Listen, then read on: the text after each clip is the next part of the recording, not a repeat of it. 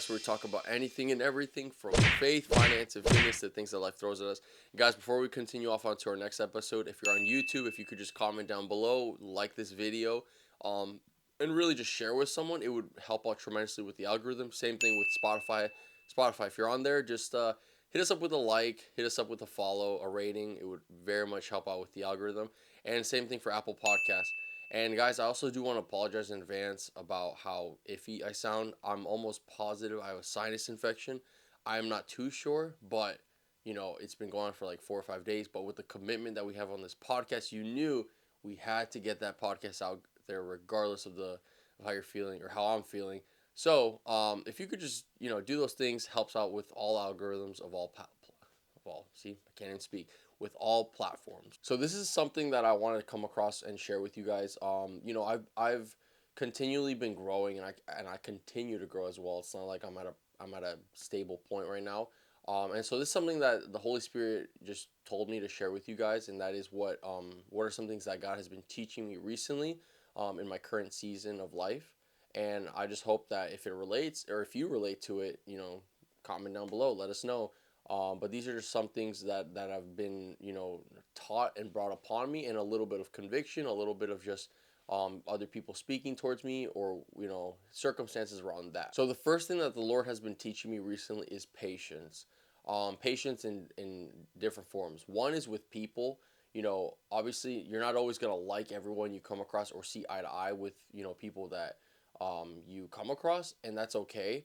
But I think like one big thing has been just being patient with people, with circumstances, with things that are said, whatever the case may be. I think that it is, people have a way of exercising your patience sometimes. And so that's been a huge blessing. That's a huge revelation and something that came to my attention. I'm not saying I'm perfectly patient. I'm not saying I have everything figured out. I'm not saying I always react the most appropriate way. But through that growth, part of that has been patience with people. And the other part of patience as well is patience with the desires of my heart, the patience of the things I want in my life. To be patient with the blessings that God has promised for me. Whether it's on a financial scale, whether it's, relationally with my future spouse, whether it's, patience on a set goal or a set desire that is to edify the kingdom. The Lord has been teaching me, how to be patient recently with those types of circumstances. Another thing too that He's been teaching me recently is just being intentional with Him. So I've been finding myself to have a lot more conversations throughout the day with God, in a sense of really just not a traditional sit down prayer, or I'm gonna go on my knees and close my eyes and put my hands together and pray, but more so just throughout the day. If I have a thought that pops up, or there's a situation, or I'm anxious, or I'm happy about something, just like, casually just having a conversation with the Lord, in a sense of gratitude and humility. Because before, I would sometimes like just find myself it had to be at a set time or in the beginning of the day, and sometimes a set time at night. And that seems more of an act of religion than an actual relationship, because when you have a relationship, a genuine relationship, it's more so like just unplanned conversations, with people. Same way here, our relationship with God is something that we initially just we can approach Him at any time during the day. So I don't think there has to be like this set, you have to pray at 6 o'clock in the morning and then 7 o'clock at night. It's more so like I've just been finding myself to be more intentional through those conversations with God, and expanding on that too, not just approaching Him with a need or this want, but more so like being grateful as well through the Lord and being intentional with Him. So next up is being cautious with my words in two ways. So the first way is, being cautious with like just inappropriate and crude joking.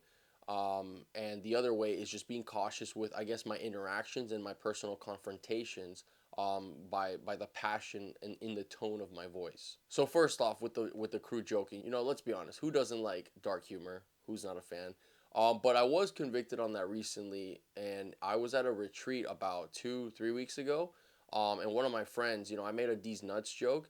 And one of my friends, he like kind of smirked, but he says Ephesians 4:29. What Ephesians 4:29 says is, "Let no corrupting talk come out of your mouths, but only such as is good for building up, as fits the occasion, that it may give grace to those who hear. Ephesians 4:29. And then there's also another verse, same book, Ephesians 5:4. Let there be no filthiness, nor foolish talk, nor crude joking, which are out of place, but instead let there be thanksgiving. And so that's something that I've always, like, I guess justified, and I've always been like, oh no, but it's a joke, everyone's laughing at it. But at the same time, it's like, if that joke doesn't bring honor or glory towards God, should you be joking about that to begin with? And I'm not saying like it was a switch overnight of like, oh, you know, I'm now never gonna say a joke, and I haven't said a joke. It's like, no, I've still stumbled, but ultimately, like, it's that preparation, and it's that thing of continuing to really just think before I speak, especially on inappropriate jokes. So I have been cautious a little bit, with trying to not, kind of encourage or say inappropriate jokes or inappropriate or foolish talk, as Ephesians talks about. So the other part is just being cautious with my tone, with the passion in my tone when it comes to confrontation, or just like, I guess, quote unquote debates, or opposing views on whatever it may be. So when it comes to confrontation, I can be very passionate, and sometimes that passion can come off as arrogant or rude, or mean.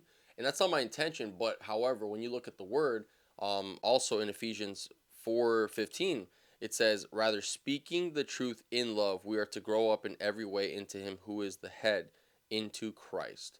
So when you look at the part, the Bible says to speak the truth, which is evident, and it is important. However, the part that some of us miss, and I've missed, and sometimes I continue to miss, is speaking the truth in love. So what does that look like? It's your tone, it's your approach. If you're saying, well, facts don't care about your feelings, or your tone is rude, then you're not saying in a loving manner. But if you're saying in a manner that is calm, that is gentle, that is loving, then that's a different view. That's a different point. So I've been finding myself to really just, be cautious with, I guess, even insults, or even saying rude things, that don't say it in a form of love. And so it's been very encouraging, and through that conviction, to be able to, like, be more cautious with, I guess, my approach, and how, to say things properly and in a loving way. So this for me is probably the big one for me, probably the favorite teaching that the Lord has been putting in me, and that is focus on the current season I'm in and not hoping for what's next. It's really, that's something that God has been teaching me a lot through just meditating, through talking with people. Because I think one of the saddest things ever is focusing and desiring the next thing, the next thing, the next thing, the next thing, the next season, the next blessing, whatever, and then looking back on regret by not enjoying the process or the journey. It's sad to keep hoping for the next thing and not enduring what you are currently in right now. And so it's kind of like, you go to the gym. Let's just say you want to lose weight, you want to gain weight to build muscle, whatever, right? You have a set goal, you have a set standard that you want to do. It's kind of sad to, like, just focus so much and be driven by that beach bod, or looking great, but not enjoying that process, and not enjoying going to the gym just to go to the gym, or eating well just to eat well. But instead, no, I have this one goal, I have this one thing, and I'm not going to focus on anything about it. And God calls us to enjoy and endure the current seasons we are in, whether it's the good ones, whether it's seasons of suffering. Part of those seasons is, preparation for the next season. But that doesn't mean you're supposed to be driven or focused, or kind of like have all your energy onto what's next. And so in light of that, part of that teaching is also like the sense of taking dominion over what God has entrusted me with. So for me, that would be the podcast, that would be the children's ministry at my church, that would be, my work, that would be my devotional group. There are these things that God has entrusted me with and to take the dominion over. And so it's very important to focus on what God has entrusted me with, and what he's helped me to really endure. So the last thing for me is, to not be so tight on every single little thing. So I'm a very driven person. I'm a very goal oriented person, but I sometimes think that my way is the right way, and this is the only way that it's gonna happen. Whether it's like a financial thing, whether it's being set on being on time for an event or whatever, as an example. But sometimes I've come to realize that, it's not, my way isn't the highway, my way isn't always the right way. And to be set on being flexible, because not everything that I have planned goes according to plan, because it might not be part of God's will. And also, like, my way isn't always going to be right. I'm a human. I'm flawed. So I do want to read Psalm 37 verse 23, and that is, the steps of a man are established by the Lord when he delights in his way. So, when my steps are aligned in parallel towards what God has planned for me, it's not based off of my own desires and my own will or my own plans or whatever you want to call it. It makes things a lot easier because it's being driven by the Lord. It doesn't mean that everything I'm going to do is something I'm always going to want to do, but when it comes from God, it's a firm step, it's a firm foundation in the things of Christ and not of the world. These are some of the things that the Lord has been teaching me recently. If things pop up even more, of course I would love to share with you guys, but I would just love if you could subscribe, if you could follow, do whatever. Follow us on Instagram as well. I appreciate the time for you guys to listen or to watch on YouTube. Thank you so much for tuning in, and I hope to see you guys on the next podcast. Take care.